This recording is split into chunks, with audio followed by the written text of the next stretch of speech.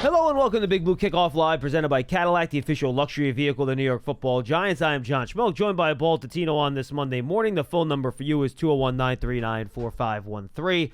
We'll take your calls about the Giants' disappointing 20, what was the final? 27-22. Right? I was going to say 25-22, but I knew it wasn't right because I knew it was more than a field goal. 27-22 loss to the Washington Commanders. And, Paul, so many weeks and Mondays we show up on this program and we come in and we say, boy, the offense just didn't score enough points. The offense wasn't good enough. The offense couldn't move the ball. The offense couldn't score touchdowns. The quarterback didn't play well enough. The offensive line didn't protect well enough. There were too many drop passes.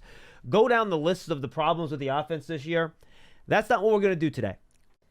Because we sat there and we watched this game, and we watched the Washington Commanders, for the most part, in a game that had a limited number of actual possessions. The Washington Commanders just had 8 possessions in this game, and the Giants forced just 2 punts. The first drive of the game, the first drive of the second half. The Commanders wind up with those 27 points. They could have easily had 30 if they decided to score on the final drive of the game. They decided to kneel it out at the 1-yard line. And the Giants' defense, Paul, whether it was the secondary giving up third and longs, the front not being able to do a good enough job slowing down the run game, or the pass rush being unable to get after the quarterback, this defense just did not make enough plays to win this football game. Let's see here. 5 plays of 20-plus yards registered by the Commanders, either in the run or the pass.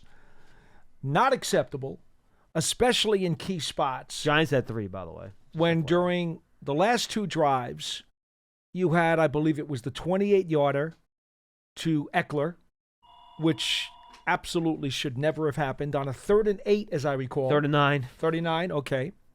That was the killer because that was off the touchdown. The third play of the drive, you get him into a 3rd and 9, and you let him get the first down on that conversion, which was just an absolute killer on that drive. I told you, I thought in the postgame, to me, that was the knife right there. Now, that was the finishing blow. It really was. As it goes. You can argue that or the Zacchaeus catch, one or the other. The Zacchaeus catch was just kind of making the wound worse.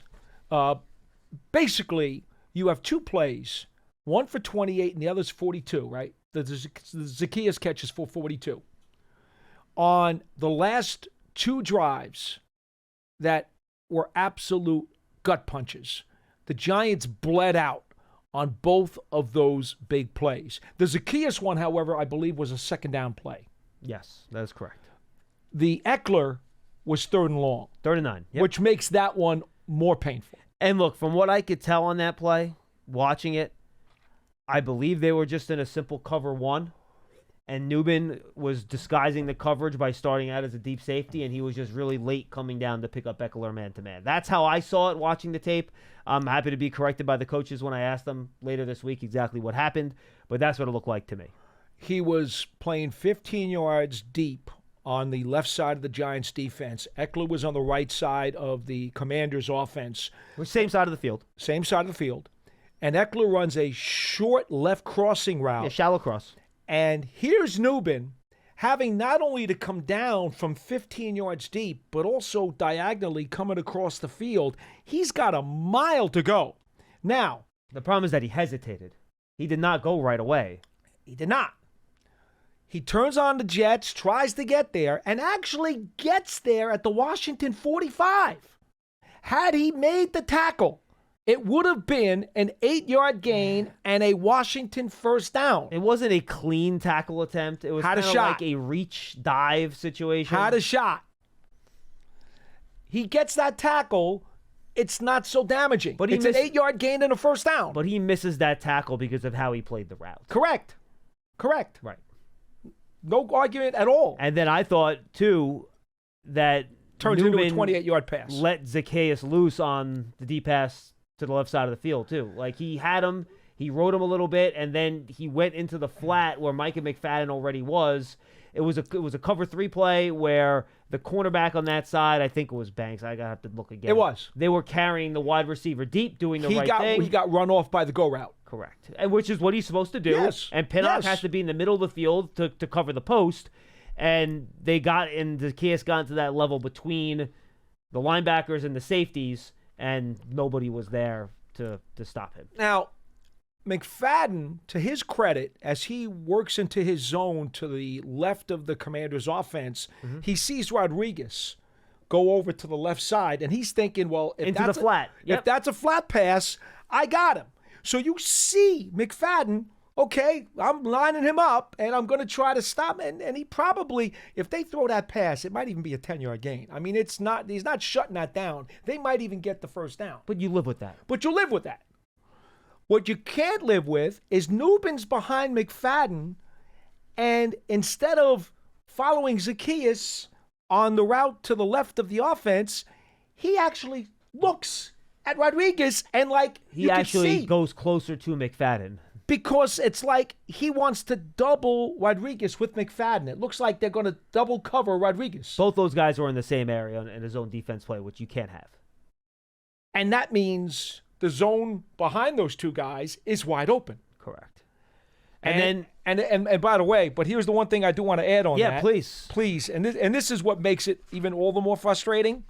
Okay? I wrote down that was Dynami Brown who carried Banks with him down. Bless you. Thank you. It was Dynami Brown who carried Banks down the field. They didn't even have McLaurin in the game. He wasn't on the other side of the field on that?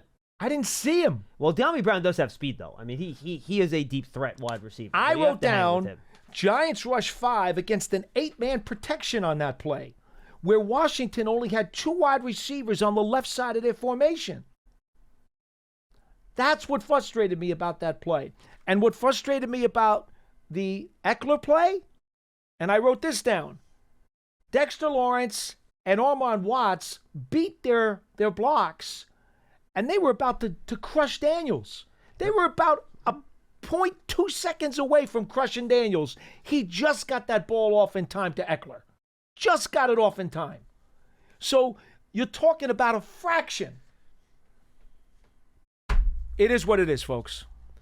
Well, and you want to go back a little bit earlier in the game, and this is, I think, where the game kind of turned, where the Giants are trailing 14-7 in the second quarter. The Commanders go down the field. You get them into a 3rd and 18. They throw what I'm going to call a give-up pass, because they're not trying to get a first down throwing a 6-yard stop route to Deontay Brown. You're just trying to get it down to the 35-yard line to try to kick a 50-yard field goal. Correct. That's all you're trying to do on that play. And Drew Phillips, who's been an excellent tackler this year in space, he's been one of their most consistent tacklers on defense. Comes down, Deontay Brown gives him a little stiff arm, breaks the tackle. Nubin comes down, he can't corral him, he cuts back upfield. One play later, with 11 seconds on the clock, when all you have to do is force a completion in the field of play, or even a catch out of bounds prior to the goal line, and the Commanders are going to have to just kick a field goal and go into halftime 17-7. Deontay Banks falls for a little stutter route, lets the wide receiver, Terry McLaurin, get behind him and score a touchdown, when that is the one thing you cannot allow to happen on that play. Yep. He has to have more presence and awareness, and had a brain freeze. And he gets beat. And there's been too many of those, Paul. There have been. And he gets beat by an excellent receiver and a quarterback who threw the ball exactly where it had to go. It's a good throw. Terrific throw. I'll say this. Daniel's accuracy impressed me yesterday. It was very good. He was right on. I don't think he had one errant throw the whole game. Yeah. Where he wasn't pressured. Now, here's the thing that I will say, okay, in terms of where I also thought, again, so many turning points in this game, and every single one of them went against the Giants. Which unfortunately has been the case for much of this year. I know.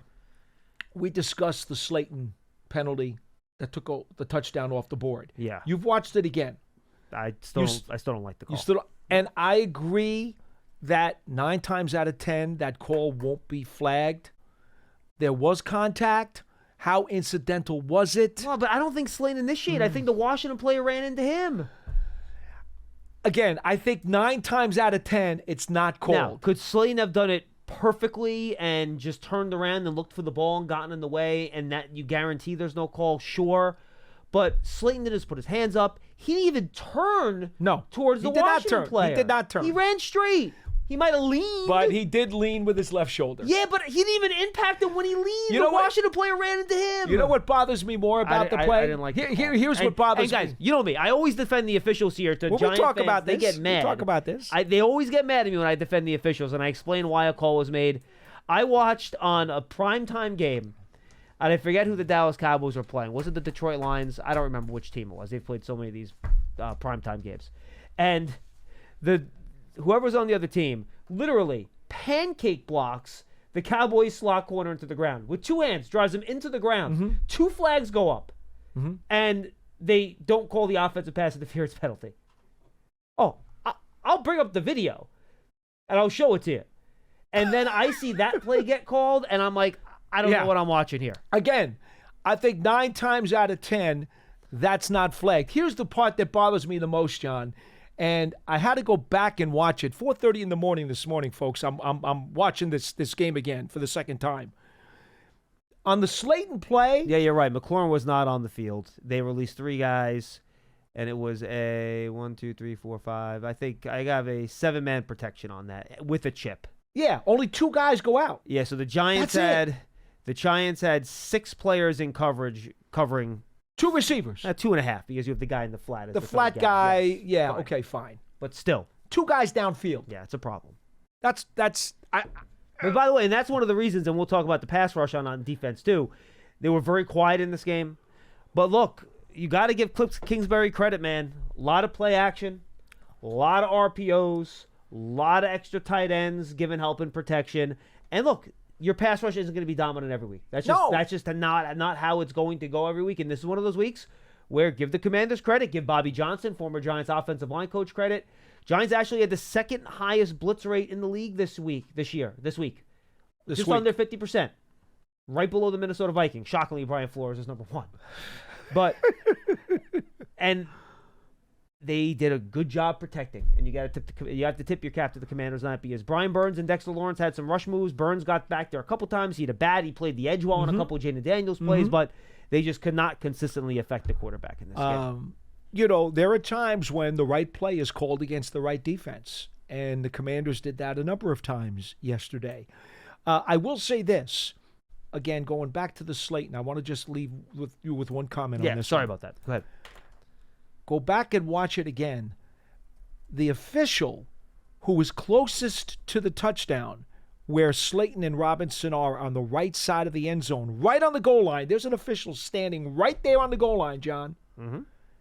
He immediately calls touchdown. The play happens literally. The flag comes in from the back of the end zone, correct? It comes in from the back corner of the end zone from a guy who's probably 15 yards away from the play. That's what really bothers me. Yeah, but I think that might be his responsibility, though, watching that. I think that might be his job. Well, let's put it this way. The guy who is closer to it, and the play happens right in front of him, I'd like to believe that when they did have their little huddle up, I'd like to believe he would say, hey, Jimmy, whatever his name is. Hey, Jimmy, it was right in front of me. We can't call that. That's what I would like to believe. I don't know what that conversation was like when they had their small huddle, but as you watch it again, it does kind of stick a thorn in my side that the flag came from the guy in the back corner of the end zone who was probably about 15 yards away, and the guy right there, he's probably as close as Pearson is to us, and he doesn't call it. He immediately signals touchdown. Anyway, that's my take on the fact that does not get called 9 out of 10 times. And I do think that was a very critical play because the Giants, had they gotten that touchdown, are only down by 1 score in the fourth quarter. But because they have to settle for the field goal, now they're still down by 2 scores. The field goal was almost inconsequential because it required another possession that they would not have needed had the touchdown gone on the books. So it's a huge, huge call. Yeah, I know. And to be frank, is it really much different in terms of gray area than the roughing the kicker that wasn't called in Pittsburgh? Where they claimed that Tamon Fox had pushed the Steelers guy into I understand. Hawk? I thought that could have easily been a call there. Easily, right? I get it. I get it. And what does that turn into? It should have been a re-kick offsetting penalties. Instead, it becomes a Pittsburgh touchdown. I mean, these are painful calls and non-calls that have really been sabotaging this team. Yeah, but you got to overcome it, man. I know you do. And by the way, what we always say, by right? the way, you got to be better than that. And let's be honest, Giants caught a break. That should have been a fumble return for a touchdown for the Commanders on the Giants botched screen pass. So Giants caught a break on that too. Let's talk about that play for a second. Because that should not have been whistled dead. Let's talk about that for a second. On that play, I looked also at the TV copy too, not just the NFL Pro copy. The TV copy. The play is whistled. Yeah, right? but if there's a clear recovery. Well, right. But here's what happens on the play. When you go back and watch it again, John. I watched it a few times. I had it right. Mm-hmm. The one official on the Washington side of the field. He's the only one that blows it dead. Everyone else lets him go. He waves it off. It's so dumb. He waves the play off. It's so dumb. Now Incomplete. He waves the play off. He doesn't do it right away either. No, he hesitates. Yeah, and which is even dumber because the ball's out, it's bouncing around, and then it's 15 yards down the field after I think it was Singletary. Singletary was the one Giant who hustled after it and tried to make a play. Even not until after he failed to pick it up did they blow the whistle. Correct. I did not understand why you handled it that way. The ball continues to go forward. It winds up being a 40-yard play. It's almost a punt. It's 40 yards in the other direction. So Singletary has a shot at it. He's hustling his butt off after it. And right at that point, the one official waves the play is over. All the other officials are racing back into Giants territory trying to follow the ball. And on the TV copy, you do hear the whistle. No, I know there was a whistle. You can see the player stop, but the whistle is late. The whistle is late. I understand. So, I mean, just so much gray area on how these games are being legislated. Yeah. Bottom line, though, and again, but my point stands. You're lucky they blew it dead because otherwise it's a touchdown. Oh, understood. The Commanders. My point is that. Boy, I'd love to see these games, let's just say, cross all the T's and dot all the I's. And let's see if we can just tighten this stuff up. And I'm not complaining about that particular play as one that went for either team. I'm simply saying there's an example of a play that it makes you a little queasy the way it was legislated. How about I say that? Sure, because, but I don't. Let's not make this about the referees, though, please. No, I don't want. That's why I don't want to do that. That is what you're doing. Well, though. I don't want to. Well, I don't want to. Then. But I would like to see things tighter. Fine. Done. Get a stop. Well, didn't we just spend the first 10 minutes talking about busted coverages? 100%. No, you're 100% right. And again, which is why we saved the official stuff for later. Right. And I wasn't even intending to bring that up, to be honest with you. But look, they're relevant. 100%. Well, the offensive pass interference penalty was very relevant. It could have been a tie game at the end if not for that. Very relevant. I mean? That was an impactful play. No question about it. The offense did a good job. They protected well. Chris Hubbard, besides I know Mrs. Lincoln, how else was the play? Aside from the one play that turned into the sack fumble that, turned into the Commanders' score on the other end, he actually did a pretty decent job at left tackle. The offensive line did a pretty good job. They ran the ball well. I thought they blocked in the run game pretty well. They pass protected pretty well. You only had a couple drops in the game. The receivers, I thought, did a pretty good job. I had 2. Yeah. You had what? Neighbors and Theo? That's right. Okay. I had the same. I was curious. It just seemed like more balanced with Singletary and Tracy. Did you have the snap counts for them? Yeah, you know what? It was a little bit more balanced, and I think the reason for that, Pearson, is that they ran the ball so heavily in the first half. You couldn't leave Tracy on the field for that many consecutive snaps with the ball in his hand that much. Let's see. Tracy was at 72%. Singletary was at 28%, so it was still almost 3-1. But, look, they ran 16 of the first 18 plays. And every play except for one went for 4 more yards, except for a couple quarterback sneaks in there. I know some people have complained about the running rate in the first half. Well, why would you stop doing something if you're getting 6.5 to 7 yards a carry doing it? Not to mention you keep doing it. You're also beating up the other team because when you pound them with the run like that and you're just getting yardage after yardage after yardage, you're wearing them out. And they move the ball in the Commanders. And by the way, if Hubbard protects for an extra second on that screen pass, There's a lot of green Oh, field yeah. over there for Singletary to There catch is. that ball and run. And he's got a couple blockers, too. Uh-huh. I So know. that play would have worked if they would have protected just a second longer. My stomach turned But- again this morning when I watched the game again. I mean, And by the way, can we just mention Daniel Jones? John? yeah, I was going to get there. Go ahead. He Oh, I'm played well. sorry. No, go ahead, please. He really did play very well. No, he played well.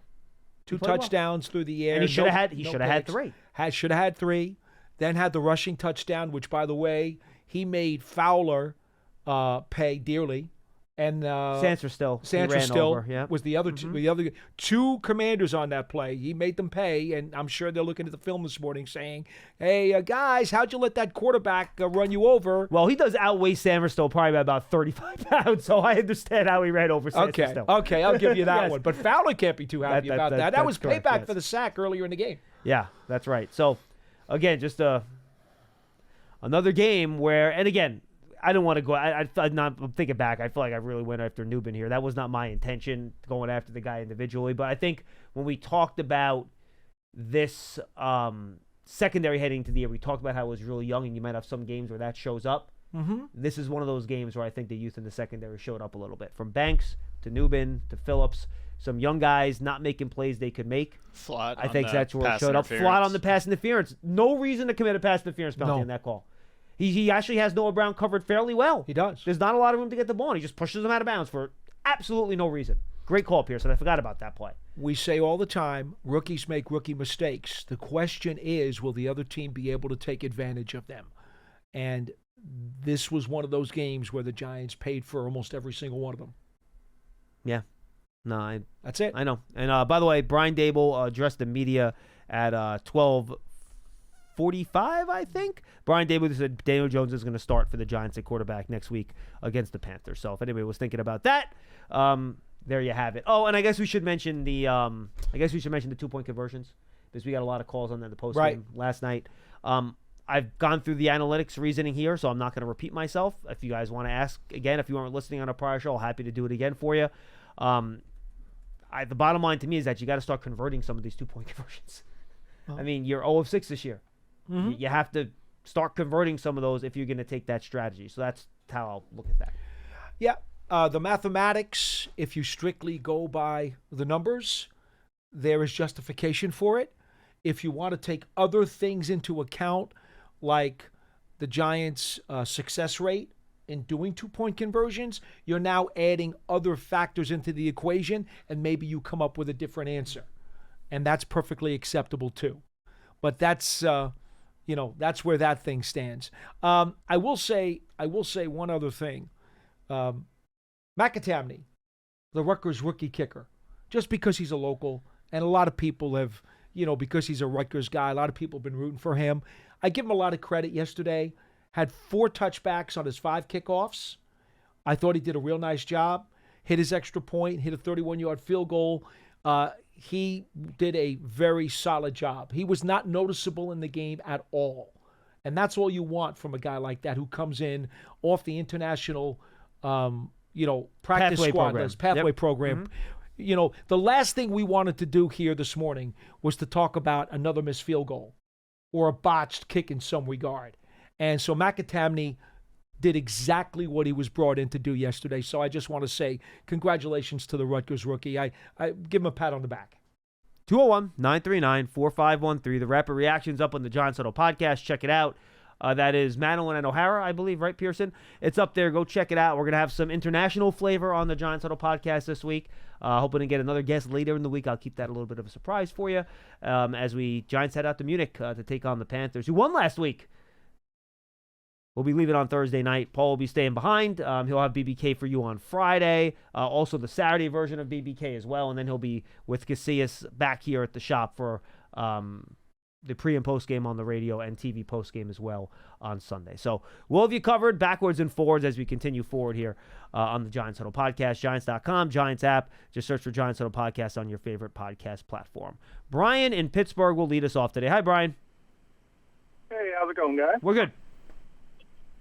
Hey, I know you said you didn't want to talk about the officiating or anything anymore, but I did just want to, I guess, kind of like push back a little bit when it comes to the fumble call, and more so like what happened after the whistle. So I looked up like the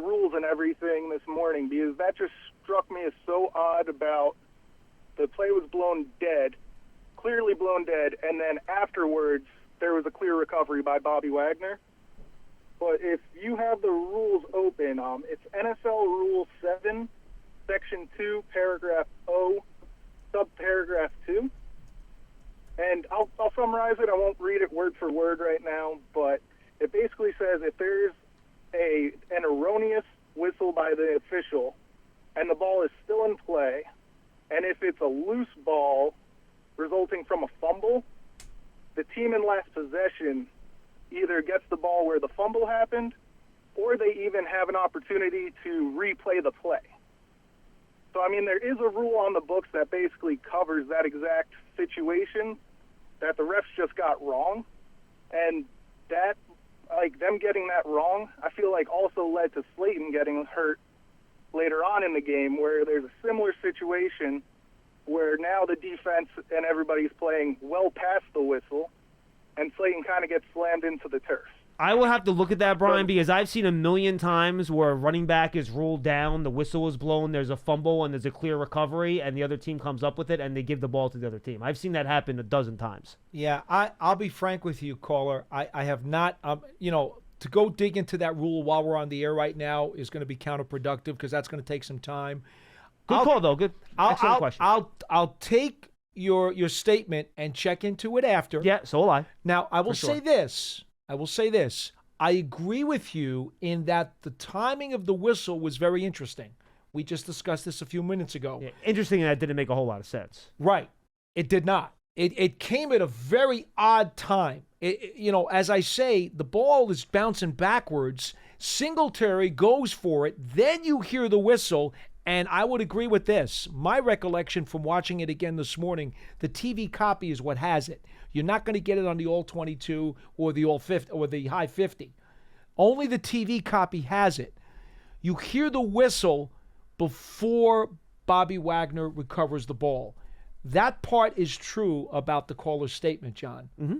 What I don't know is how does that impact the details of the rule. So I appreciate the heads up.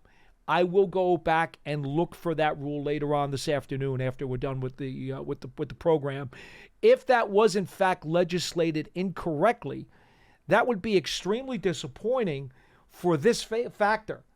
There is a connection of every game going back to the NFL offices, and there is a bunch of NFL people back there who are like supervisors of officials and of the rules. And they are supposed to, like they talk about with replay assist, these guys are supposed to be able to, on a moment's notice, if they see something that's egregiously wrong, they're supposed to be able to fix it. And you and I both know this. Yeah, because everything is reviewable on a turnover play. So if that in fact is an egregious mistake, and that was allowed to occur and not fixed with the folks in New York, that would be extremely, extremely disappointing. Okay, so I found the offensive pass interference that got picked up finally. What do you got? I finally found it. This is the Cowboys play I was talking about, the Niners on primetime. Yes. Watch 18. Okay. Oh. Two flags came in on that play. They said the Cowboy cornerback pushed him into the slot guy. Oh, no. No. And there was no offensive pass interference. Folks, just so you understand what John just showed me, he showed me a San Francisco 49er who basically was like a bowling ball and took With out the elbow up. and took out double wood in one shot. Yes, that's correct. Wow. So when I see that get picked up and that's not OPI, but the Slayton one is, that's when I start getting irritated. Let's not make this about let's not make it about the officials. You're right. Thank you. 201-939-4513. Len in Columbia, Maryland. Hi, Len. Boy. Hey, guys. How you doing? What's going on? Oh, wow. Well, here we are, mid-season, and another 2-6, 2-7 record. Sadly, it feels familiar, Len. Sure does, doesn't it? And 8 games, maybe the worst part of it is 8 games to go. I'm sitting here, I'm scratching on a pad. What do we look for in the next 8 weeks? Well, let me go to yesterday's game for a moment. The penalty on Slayton was ridiculous. That's just a bad call.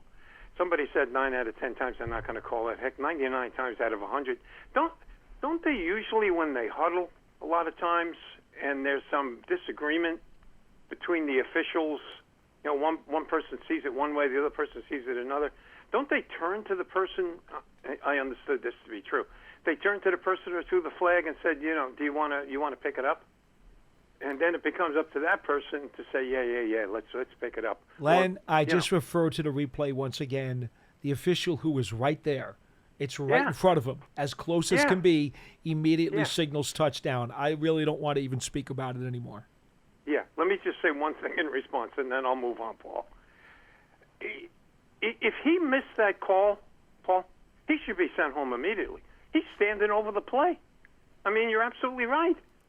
You got to go with the guy who's standing over the play, not the guy who's 15 yards away. All right, let me move on. We didn't lose because of the officiating. A couple of comments. You guys, I think, referred to it. I want to go back to something. That defensive backfield's in the state of disarray. Newman is running around like a chicken with his head cut off. I don't know what's going on with Banks. We just don't have the talent at the other corner. Pinnock has regressed. He's starting to show the undrafted free agent nature of who he is. What were your issues with Pinnock's play against the Commanders, out of curiosity? I'm lost on that one, Len. What, you thought it was good? I didn't see him do anything egregiously poor during the course of the game, to be honest with you. I really didn't. Did he? Wait. Did he knock any passes away? Was he targeted? Where did he make his tackles? No, but was he targeted in coverage, Len? He's not targeted in coverage. He can't knock any passes away. Where did he make his tackles? I remember one about 25 yards down the field. He always gets seized. I think you got to be careful here when you hold the standard up to a safety like that. What you have to say is, what did he do anything noticeably egregious that made you scratch your head and say, "Oh my goodness, what did he just do?" I don't remember mentioning Pinnock once in that regard during the game yesterday. I think he's actually had a solid season. Yeah, and honestly, when I rewatched the game, Len, I didn't notice anything. No. I got to be honest with you, I didn't. And I will tell you this too: Tyler Newman is a rookie. Yeah.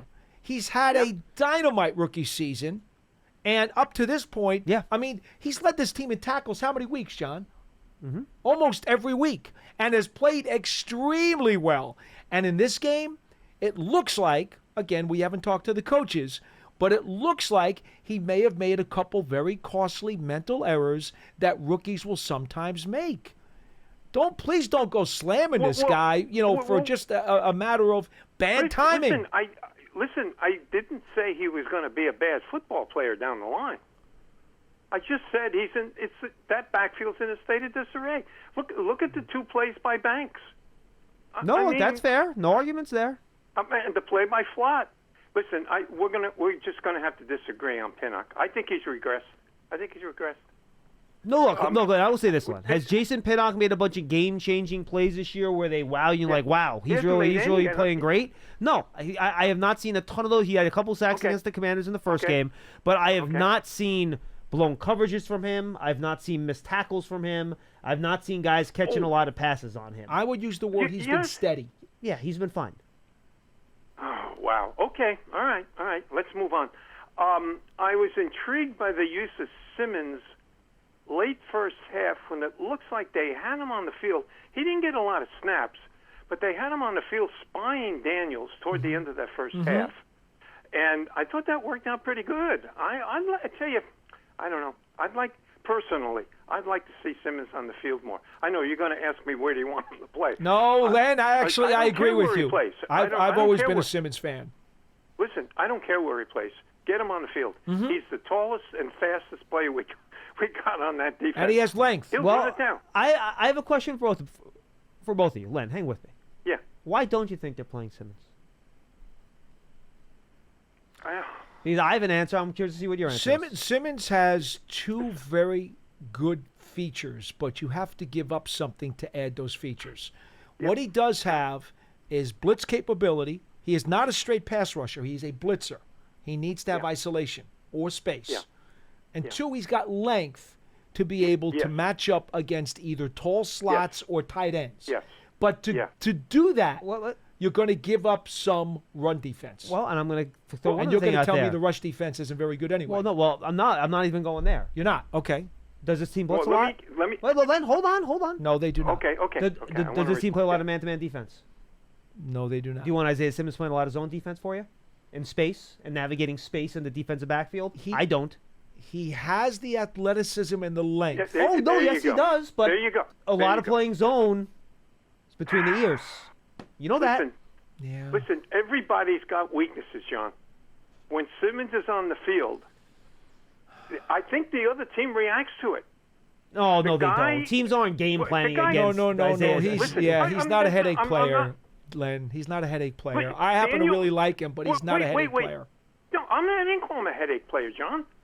Did Daniel's game change when Simmons was on the field, spying him? I don't think the Giants negatively impacted Jaden Daniels much at all during the course of this entire game. To be told, I'm serious. They didn't bother him, Len. I believe you. They didn't bother him. I'm not laughing at you. I'm laughing. No, with you. I know you are. I understand that. I understand that. Look, it's frustrating. It's easy to sit here. I mean, they lost the game, but it's easy to sit here and say, we changed this, we changed that. This happens, that happens. The fumble killed us. All those kinds of officiating, all those kinds of things. The bottom line is we lost another game. It's a tsunami of losses year after year. I can't pinpoint it. I've been watching them for a long time. I'm totally mystified I understand, by how this thing has developed over a number of years. It can't be. It's like a bad dream, Paulie. I know. I get it. It doesn't. The play doesn't deserve this. I know. It's just heading in that direction. I'm just a frustrated fan. I get it, Len. Thanks for taking my call. Let's go, Giants. Be good. Unfortunately, we can't seem to wake up from that dream. It's the problem. 201-939-4513. Yeah, look, I have not seen Jason Pinnock to be a particular issue with this defense this year, to be honest with you. I think he's what they've asked him to do, I think he's done well. Hey, you know what? I should have, before Len went away. Or done fine. As long as he's talking about dreams and things in your head. How about the fact that the Giants pulled out a seam pass to the tight end for Theo Johnson's touchdown? Second straight week. I'm telling you. And they could have completed another one earlier in the game if Theo could have caught it off his back shoulder. And, Phil Simms was in the building yesterday, and I'm telling you, that play has Simms to Bavaro written all over it. That was really nice to see. Yeah, it was a good throw, good catch. Look, that's the one way you beat a cover two, right? You send your tight end right down the middle, split those safeties, and that's exactly what they did. And Manhurt's got his touchdown. Yeah, Manhurt's got the touchdown. Good for him. He had one the week before. Yeah. Yep, you got it, 100%. Little play action on that first drive. Oh, Bob had a great line. I'm going to bring up the stats to make sure I had it right. Did you look at Daniel Jones's first half stat line? Yes. So the part that I thought was the funniest. Was he 4 of 6 for 0 yards? Yes, but did you see his quarterback rating?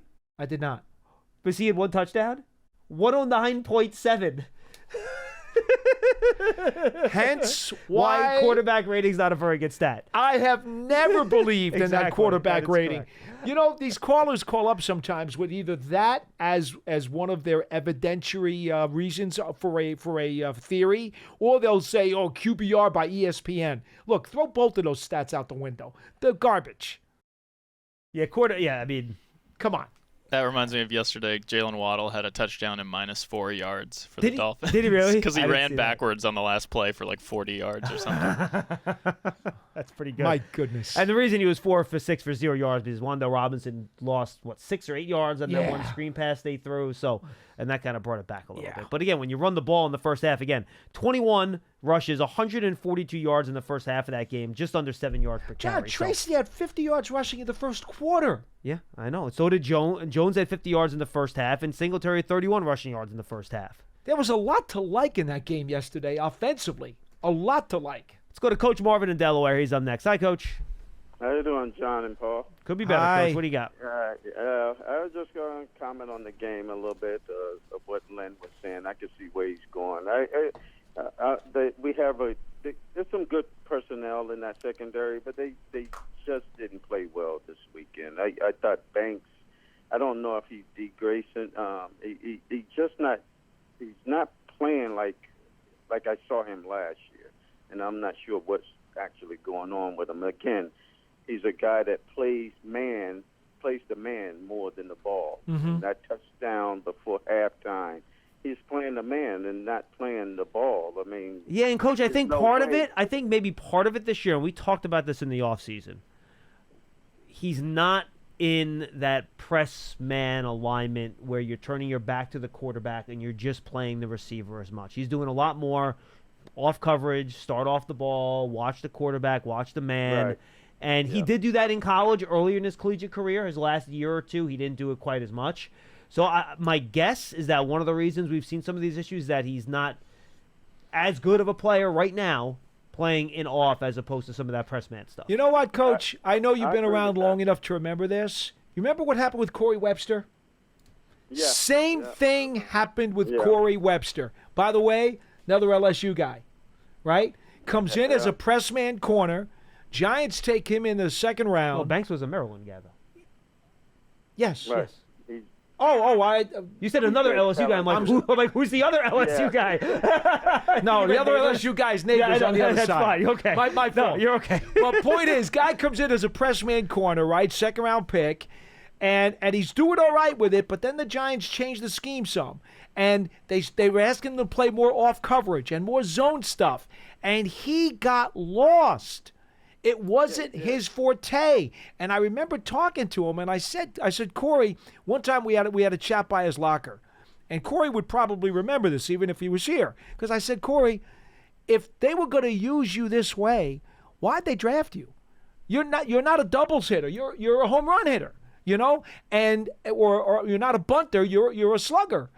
And he felt very much like, you know what? They weren't using his best skills to their And I get scheme. that, but look, the Giants were very clear, and Joe Shane's been asked about this, and so was Brian Dable, that when they drafted Tay Banks, they didn't draft him just to be a press man corner. They said, did look, not. we think he can do everything. That's why They we did. drafted him. Because again, They he did. did play more zone coverage earlier in his college career. I believe Lovie Smith at some point was the defensive coordinator been. there, if I'm not mistaken, early in his career. We know what a big zone defense guy he is. So Right. they do expect him to be able to play both. I just think he's, not doing quite as well. And early that's this year true. at it. My only point is that Webster struggled. Oh, and it's a fair point. Then he 100%. got it. Yeah. Then he got it. Then they started using him more as a press man. And look, he helped them win 2 Super Bowls. But what I'm saying is the adjustment for him was extremely difficult. Yeah. Extremely difficult. And I wonder how many of these brain lock moments that we've seen out of Banks, especially this season, are because he's having tremendous difficulty adjusting to the different style. But, Coach, and you can speak to this, you better figure it out. Because the you have NFL to. is a heavy zone league now, so if he wants to Yep. stick and be a good player, you better figure You it have out. to. You're a number 1 pick. That- You have to do it. That's true. That you have to figure this out. You got to get yourself comfortable in doing it, and you got to work at that. I believe that Corey got benched at that one. He part of that did. year. He And did. Came back later, and he was. They didn't have no choice but to play him because I think they had an injury at that That's point. correct. And he started playing, but I think sometimes it's so much confidence. Sometimes if you're thinking too much, you're really not making plays. You start guessing at plays, And I Especially think at Banks- cornerback, Coach. Yes. Huh? Especially at cornerback. Yeah. You can't be guessing. You got to understand the situation you're in. That's what situational football comes into play. Your brain already. My guys, I try to teach them. Okay, you got to understand the situation. If it's second, just real quick, if it's 2nd and 2, and they're on our 30 to 35 yard line, your brain. What I want them to think in that situation, this might be a spot where they're going to take a shot. They may go for the end zone. So in your head, you have to be prepared for this guy running a 9 route and trying to get a touchdown on that play because they're going to say, we're going to take 2 plays to get 1 yard or 2 yards. So you got to think. I always tell them, you got to think. They may go for a home run here. And then the second thing you got to think, what if they're not? If it's a run, what I'm doing. So you're always thinking of the situation. So when it happens, your brain automatically clicks because you already thought of it and you've seen it. Yeah. That's why you practice those things all the time, and you get your brain working. So sometimes if somebody catch an interception, the first thing they say to you, oh, I knew they were going to do that. I seen that already because they practiced it so much or they saw it on film. And so your brain is already processing it as the play is happening. So he's got to get himself in that mode. And if you see him play press coverage and he's playing man-to-man, Banks is right there. He's right there. He don't turn around and see the ball, but he's right there. But when I seen him in this coverage this weekend, he just got beat cleanly. He had no clue what was going on, and that was kind of discouraging to see. The other thing I wanted to talk about, I thought Daniel the offense played pretty well. I wasn't really kind of sluggish, but I thought it was more, not so much the play calling, but when they call certain plays. I mean, they were running the ball down their throat on that first drive. And then they went to a screen where Daniel had to turn his back to, Humphrey, the guy that's the offensive tackle, the left tackle for the Giants. They turned his back to him, and he's not a great tackle. And so you're at risk with this guy coming up around the edge, and when he turns around, he's right there in his face. So I didn't like that call. I thought, you know what, just keep going straight ahead. Don't try to trick him. Keep running the ball. You're going to throw it. Hey, just try to get it down the field. Don't throw the screen. Not right now. You had them on the ropes, and I thought the play calling at times, we let them off the hook, and I think that was disappointing to see. All right. Thank you, Coach. Appreciate the call, my friend. Always good to hear from you. Yeah, for sure. One other item that I did want to add. John, Hubbard came in here a couple of days before the Pittsburgh game. And I know you had mentioned earlier he played pretty well, especially in the run blocking game yesterday. I just want to give him one more moment of commentary because that is not an easy position for him to come into. Even though he's a veteran, he came in there and he gets burned on the edge rush by Fowler on the strip sack. Yeah, that was a bad play. And, I mean, not just burned, he got fried on that play. It was rough. He barely got his hand on him. It was really rough. Yep. For him to show the guile and the veteran leadership that he had to show to say, all right, guys, that's on me. I forget the play, and I'm going to move on from there. How many of you, when you saw that play, probably said, uh-oh, Daniel's in for a pounding today? And that didn't happen. The offensive line held up pretty good yesterday. Well, they also, because the game never got out of hand, they were able to still do a lot of things to help protect the offensive line a little bit. But only 2 pressures for Hubbard the whole game. 1 sack, 1 quarterback hit. That's it. I mean, and that's the way you have to bounce back as a vet. You can't let one bad play or one bad sack or pressure, multiply into more. And the Giants, oftentimes that happens with this team. Yep, and it didn't this time. No. 201, 939. But, of course, you waste your best offensive performance in about 3 weeks because you can't get a stop on defense. And that's kind of the story of the season. Something goes wrong somewhere that turns a potential win into a loss. Brian in Ohio is up next. Hello, Brian. Hello, sir. How you guys doing? We're okay, Brian. What do you got? Well, I've been a fan since 1984, so I have 2 questions. Sure. One question, where's Elijah Chapman? I mean, I haven't seen him play since he made that big run, and I just want to know where's he at? I mean, I think he would have done very well against Barkley, stopping the run. But where's Elijah Chapman is my first question. Well, he's in the rotation. Now, the Giants added a defensive tackle, Armon Watts, last week. Who actually played really well last week in the game against the Steelers. He did. And he was a little quieter in this game. He did have a pressure, though. I just mentioned the play to Eckler where he and Dexter Lawrence, John, they were within a fraction of making that hit. So Chapman's just one of the guys in the rotation. The guy who has lost snaps is Jordan Riley. Yeah, he wasn't even active again this week. So this week, Chapman had a season low number of snaps, only 8. In every other game this year, he was anywhere between 12 and 24. So that's kind of been his snap count over the course. He's at 30% of the snaps, which, that's what your rotational guy is going to get. Yeah. Okay? Go ahead, Brian. What's number 2? Yeah, number 2. This is a comment with a question, okay? Sure. The head coach is from an AFC team. Joe Shane is from an AFC team. The offensive coordinator is from an AFC team. the defensive coordinators from an AFC team, and they're on an NFC team, are Giants.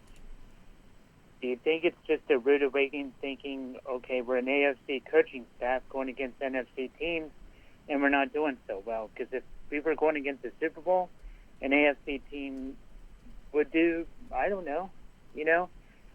But I'm thinking an NFL coach from the Bills and Joe Shane from the Bills and defensive coordinator from the Titans and the offensive coordinator from the Chiefs being a quarterback.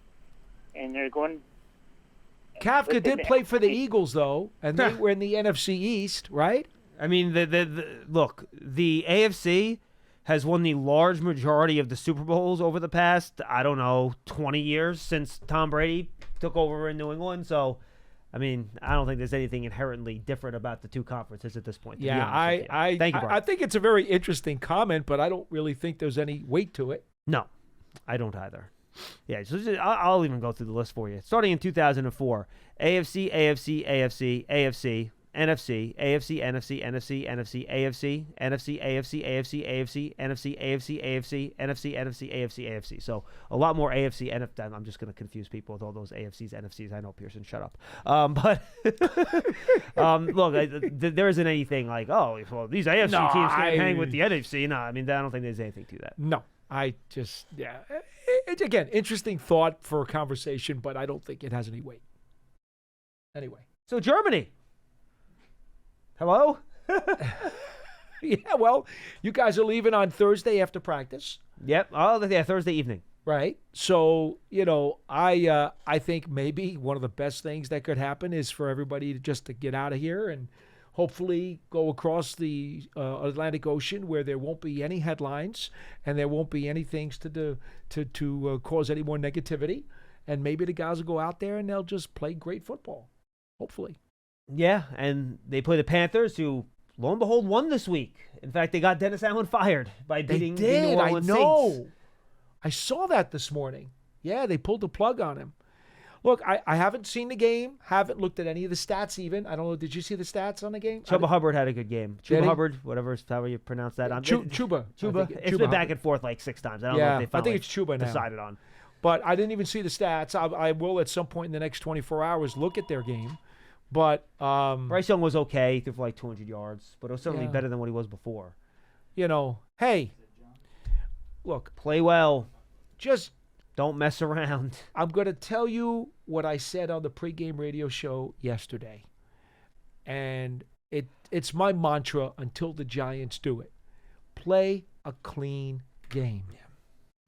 Please, just play a clean game. Only 2 drops yesterday. That's pretty clean. It's okay. Oh, it's pretty clean. They were averaging 3 over the course of most of the year. So I got them at 27 now. I got him at 27 on the season. 3 a game. That's what I'm saying. That's literally 3 a game. So 2 is less than 3. Yeah. Okay. Thanks, Pythagoras. All right. What did you have?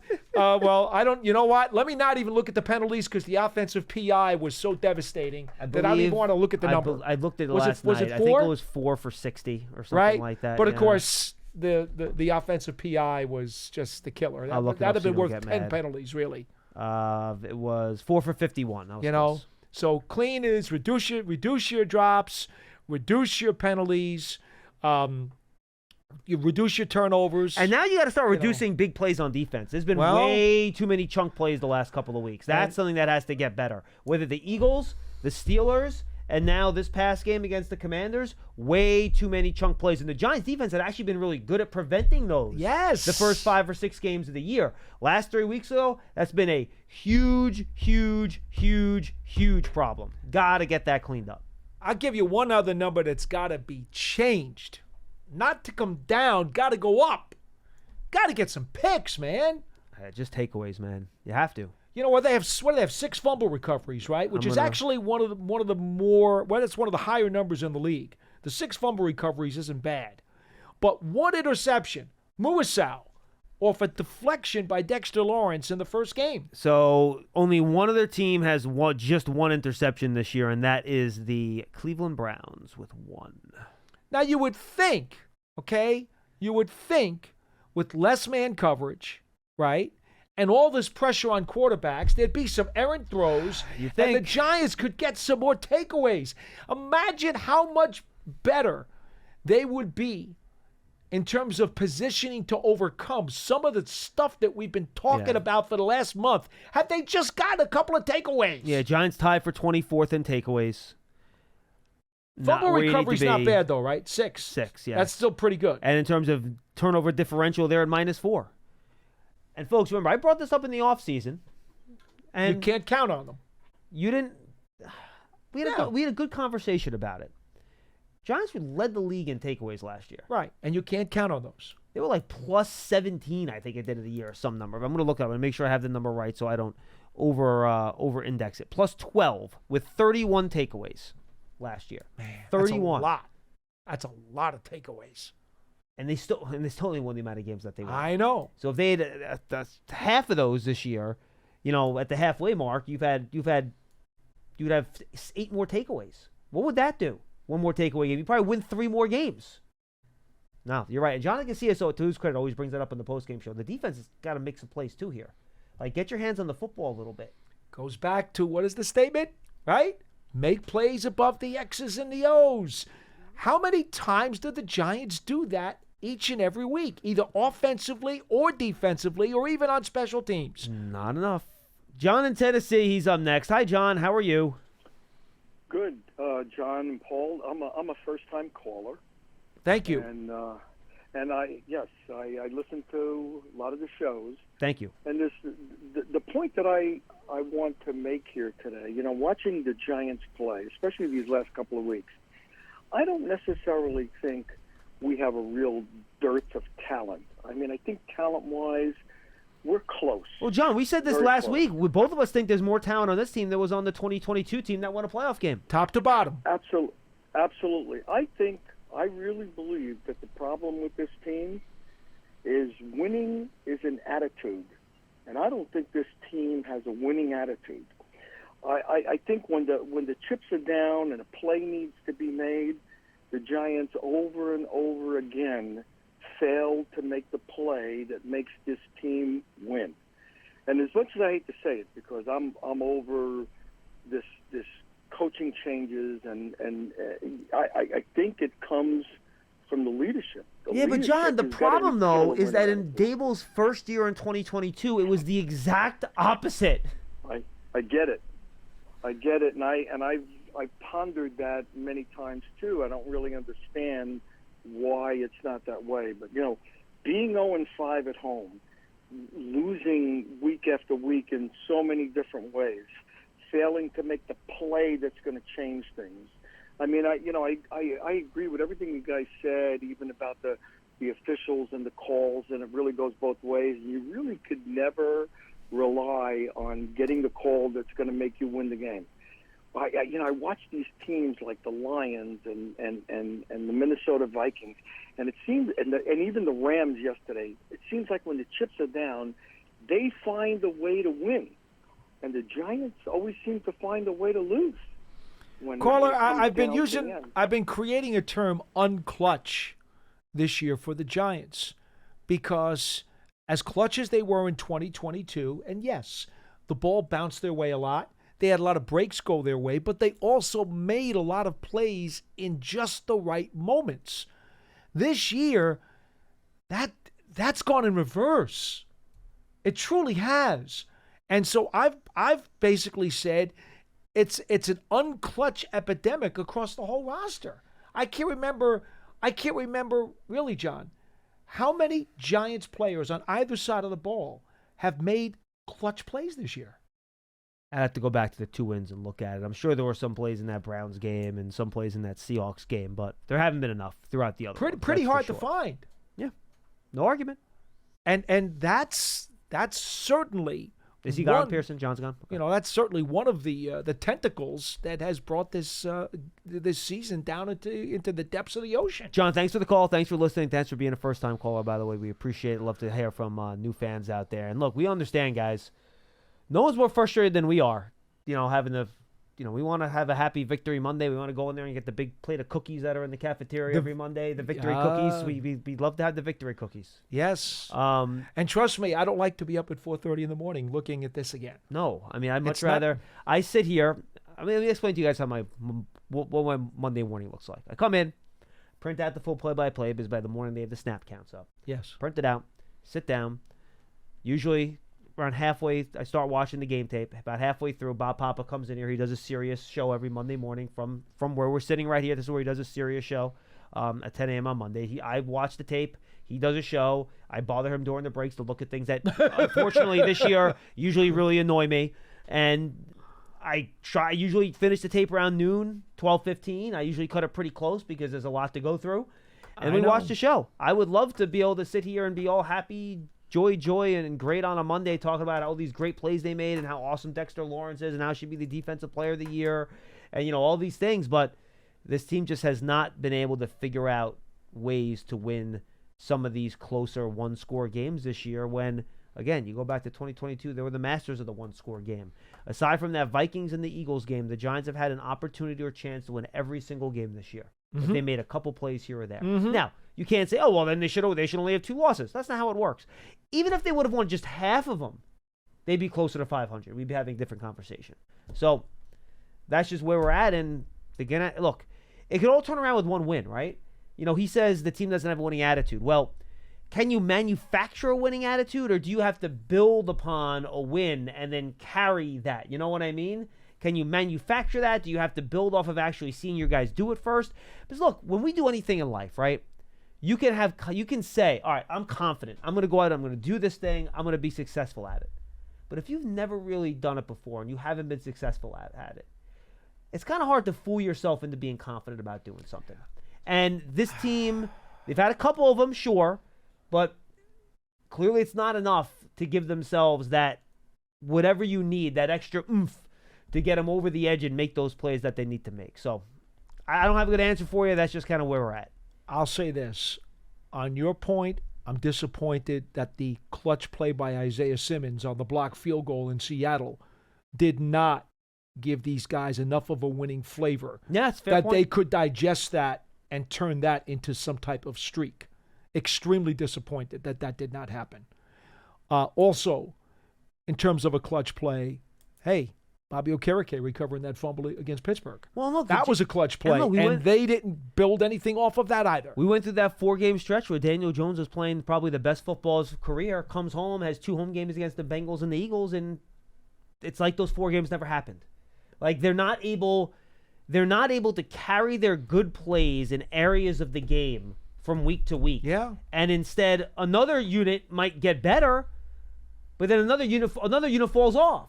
One player plays well, then the other player falls back. Like, they cannot – it's like the opposite of complementary football where they're not helping each other. It's like one unit sabotages the other instead of one unit helping the other, and it's happening again and again and again, and it's very frustrating. Earlier this season, I used another term, uncomplimentary football, and that's, again, what the Giants have done. And we haven't probably done this enough, but Daniel Jones played a really good game yesterday.